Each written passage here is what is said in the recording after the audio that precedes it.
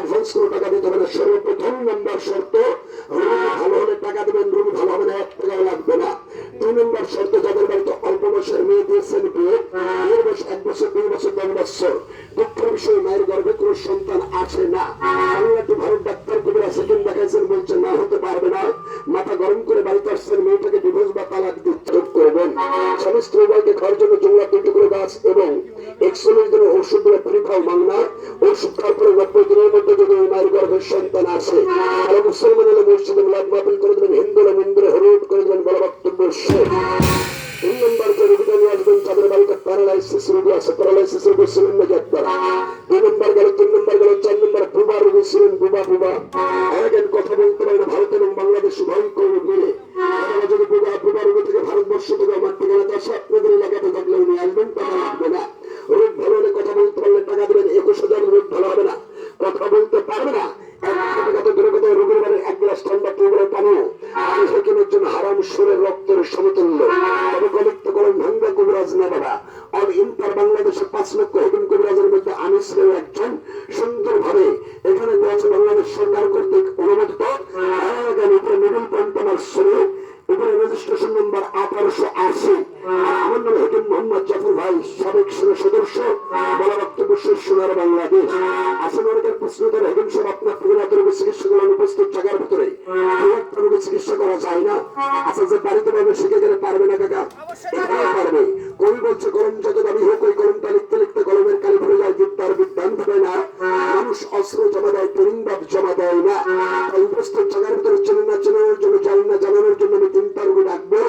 2টা রোগী ফ্রি ফল বাংলা ট্রিটমেন্ট করবে, বিনিময়ে আমাকে 1 টাকা দিতে হবে না। 1 নম্বর কোন বুবা রোগী আছে বাবা, বুবা কথা বলতে পারে না, জন্মের পরে ভালো ছিল, যে কোনো রোগের কারণে বুবা হয়ে গেছে, আল্লাহ পাক তার কথা আর বার করে না। যদি এরকম রোগীটাকে নিয়ে আসবেন নাই। 2 নম্বর কোন স্ট্রোক করা, প্যারালাইসিস, বিছনায় হাগে, বিছনায় মধ্যে বিছনায় প্রসব করে, হুইল চেয়ার ছাড়া চলতে পারে না, এরকম রোগী থাকলে নিয়ে আসবেন, টাকা লাগবে না। 3 নম্বর একটা রোগী বললো এখানে রোগের ব্যথা কার যেন আপনার একটু বসছেন এখানে, আর কোন ব্যথার রোগী আছে? বুঝে নাই বলবো, আমি শুনি নাই। আর কোন ব্যথার রোগী আছে? এক টিচার আমাকে বলছিল এখানে কার রোগ আছে। মুরব্বী কতদিন একটার ব্যথা? মোটামুটি মিনিমাম 5 বছর, তাই তো?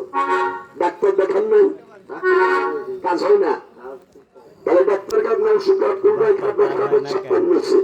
আর আল্লাহ পাক রোগ দেওয়ার মালিককে বাবা, ভালো করার মালিককে আল্লাহ। এখানে বসন মুরব্বী ভয় নাই, টাকা ব্যবসা দিতে হবে না। বাস্তবতার মাঝে এই ব্যক্তি যদি সুস্থ হয়, কয়জন লোক খুশি? হাত তুলে দেখান তো বাবা, সবাই খুশি, আপনার এলাকার মানুষ, আপনারই তো বড় ভাই, তাই না? আপনি তো একবার ব্যবহার করছেন, ভালো লাগার পর ভাইকে ওষুধ কিনে দিচ্ছে, আবার ভাইকে আইনি বসা হয়েছে। আসেন বাস্তবতার মাঝে আজকে তো জ্বলন্ত বিষয় দেবেন, ইন্টার বাংলাদেশ চ্যালেঞ্জ করলাম। এখন পর্যন্ত কোন কবিরাজ তার মায়ের দুধের পয়দায় বাংলার মাটিতে হয় নাই। 26 ভোল্টের মাইক দিয়ে আমি কথাটা বলছি, যদি হেকিম কবিরাজ চ্যালেঞ্জ করতে পারেন নাই। আসেন, অনেকের প্রশ্ন করে হেকিম সাহেব কি চিকিৎসক কাঁদবেন, ছিলেন, পারবেন না।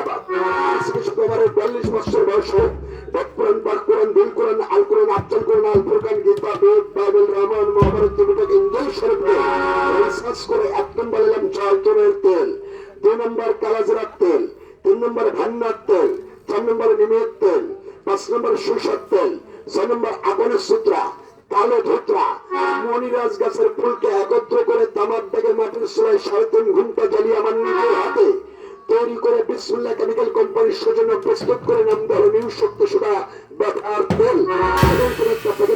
তুলন্ত বাবাজি, আমার হাত আল্লাহ পাক দিয়ে স্বামী তুল্য বলতেন, ওরা ভালো বাপকে সব খারাপ। কেন আমরা বাঙালি লিখতে না পারলেও ভালোভাবে মুছতে জানি, আমি বাঙালি, তবে অন্য র্যাঙ্কের বাঙালি। বলবেন বাঙালির আবার র্যাঙ্ক আছে, অবশ্যই স্যার আছে। বিদ্যা বিদ্যা হয়ে একটা কলেজ আর একটা নলেজ, কলেজের জ্ঞান আলাদা, নলেজের জ্ঞান আলাদা। বলবেন কেন? দুইটাই কিন্তু ইংলিশ শব্দ কাকা। কলেজে যে লেখাপড়া শেখায় যে প্রভাষক, উনি কিন্তু ব্ল্যাকবোর্ডে আপনাকে পড়াশোনা শেখাচ্ছে।